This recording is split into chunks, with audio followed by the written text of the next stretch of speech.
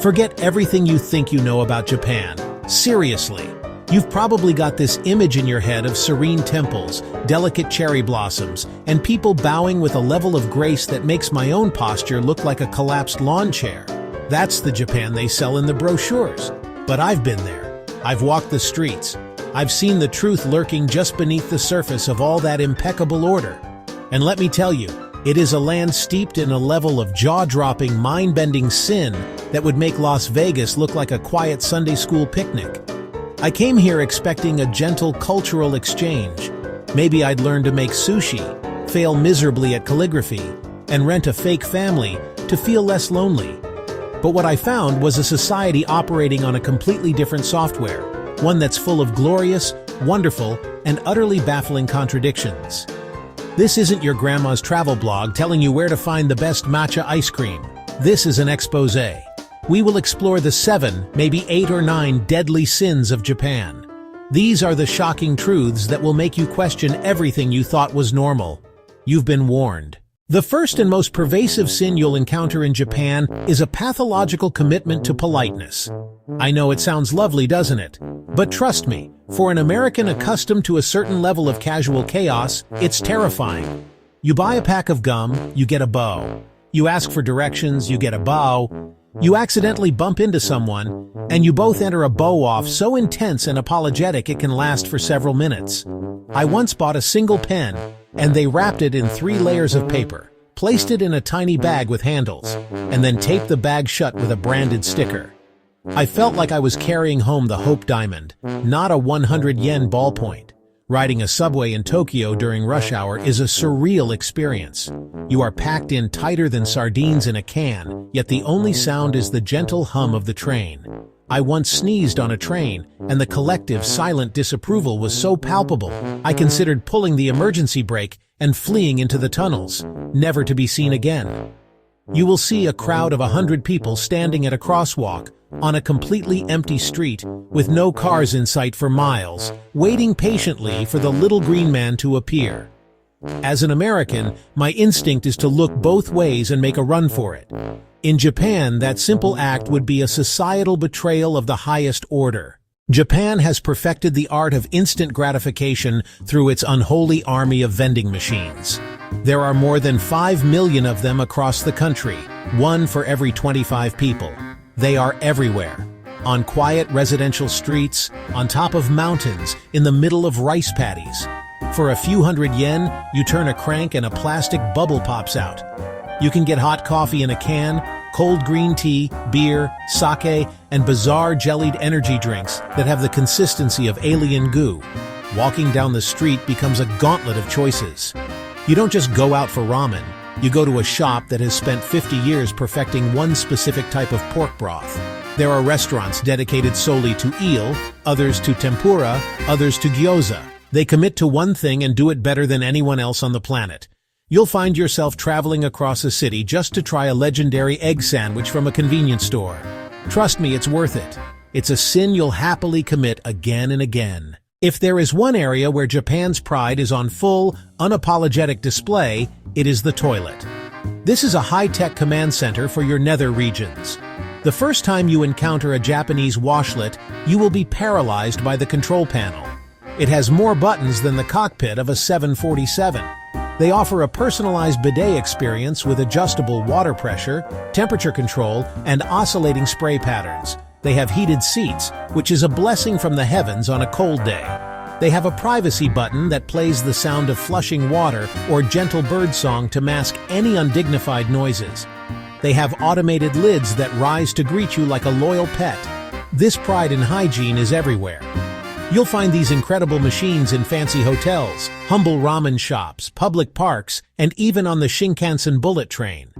Going back to a regular, non-heated, non-bidet toilet in America feels like a barbaric punishment.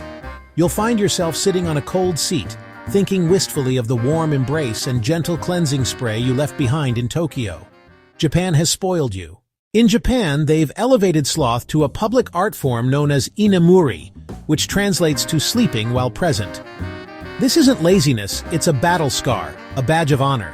The Japanese work culture is so notoriously demanding that falling asleep on the job, on a park bench, or standing up on a crowded subway is seen as a sign of exhaustion from extreme diligence. Businessmen in sharp suits, heads lolled back, mouths agape, catching a few precious moments of sleep on their morning commute. Students in uniform slumped over their desks in a cafe, fast asleep on a textbook. I even saw a construction worker in full gear, helmet and all, taking a power nap while leaning against a wall. There seems to be an unspoken agreement to let the sleepers lie. No one bothers them. No one judges them. If you fell asleep at your desk in a U.S. office, you'd probably wake up to a pink slip. Here it can be a sign that you've given your all. These masters of inamuri can power down in the middle of a bustling train station, surrounded by announcements, screeching brakes, and thousands of people. They have achieved a level of zen that meditation gurus spend decades trying to find. It's not sloth, it's a survival tactic. Now let's venture into the territory of lust, but not in the way you might think. We're going to Shinjuku's Golden Gai, a tiny ramshackle cluster of alleyways that feels like a forgotten movie set from a bygone era. It's a maze of over 200 minuscule bars, some so small they can only fit 4 or 5 people at a time. This isn't the slick, impersonal nightlife of a mega club. This is an intimate, chaotic, and wonderfully human experience. The sin here is a lust for connection, for stories, and for a stiff drink in a room the size of a walk-in closet. Walking into Golden Gai for the first time is a sensory overload. The narrow lanes are dimly lit by paper lanterns and glowing neon signs.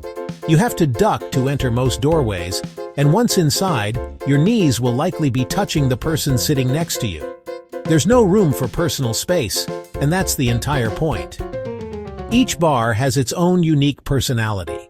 Some are dedicated to punk rock, others are themed around horror movies, vintage cameras, or cats.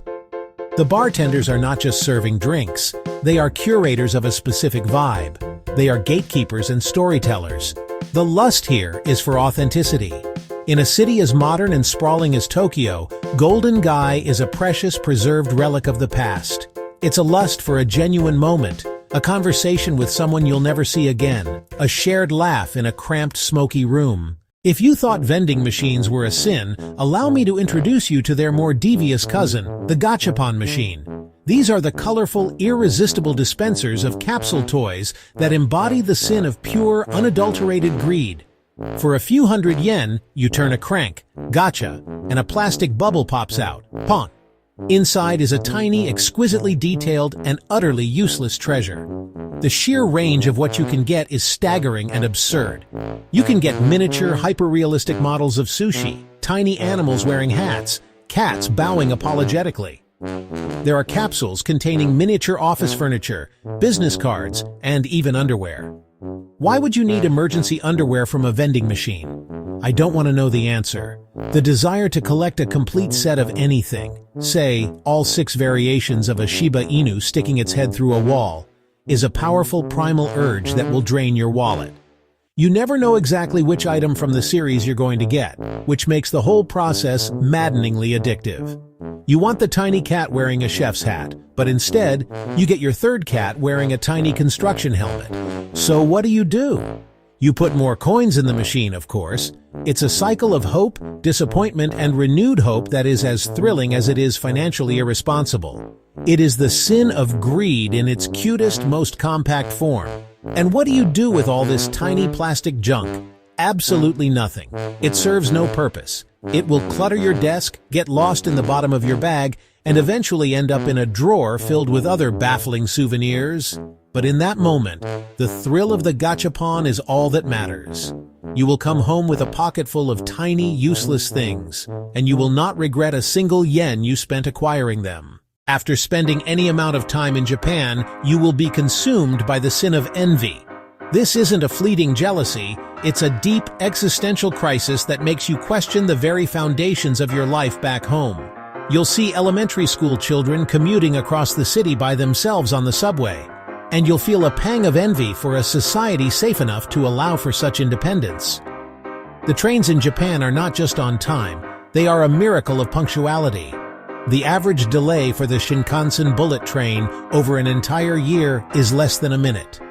In America, if my train is only 20 minutes late, I consider it a victory. In Japan, if a train is even 1 minute behind schedule, the conductor will make a profuse, heartfelt apology over the intercom.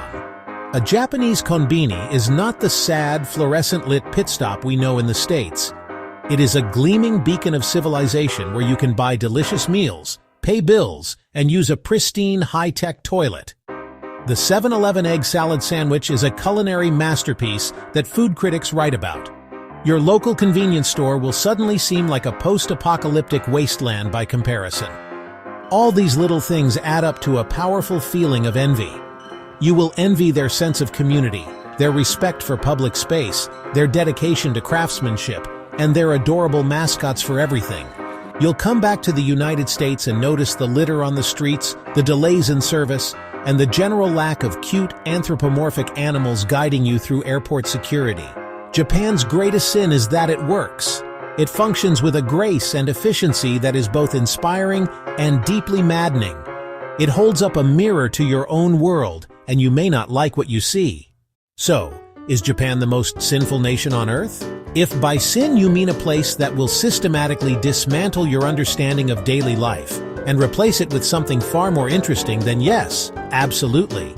It is a country guilty of extreme politeness, of gluttonous convenience, of prideful innovation, and of a work ethic that makes sloth a necessary survival skill. These sins are precisely what make Japan one of the most compelling travel destinations on the planet. You don't go to Japan to see a reflection of your own culture. You go to be confused, to be surprised, and to be utterly charmed by its magnificent weirdness. One moment you can be standing in a 1,000-year-old temple, surrounded by quiet contemplation, and the next you can be in an arcade, losing your mind over a rhythm game that simulates drumming. The country doesn't just tolerate these contradictions, it embraces them. This is the heart of its allure. You will leave a different person, one who is slightly more appreciative of a heated toilet seat and a perfectly wrapped pen. So, my advice to you is simple. Commit to sin. Go to Japan. Lean into the confusion. Eat the weird jelly drink from the vending machine. Spend all your change on gachapon. Take a nap on the subway. Immerse yourself in this wonderfully sinful paradise. I promise you, it will be the most delightful, mind-expanding, and hilarious cultural trespass you will ever commit. Your only regret will be that you have to eventually come home to your boring, normal, non-bidet-having life.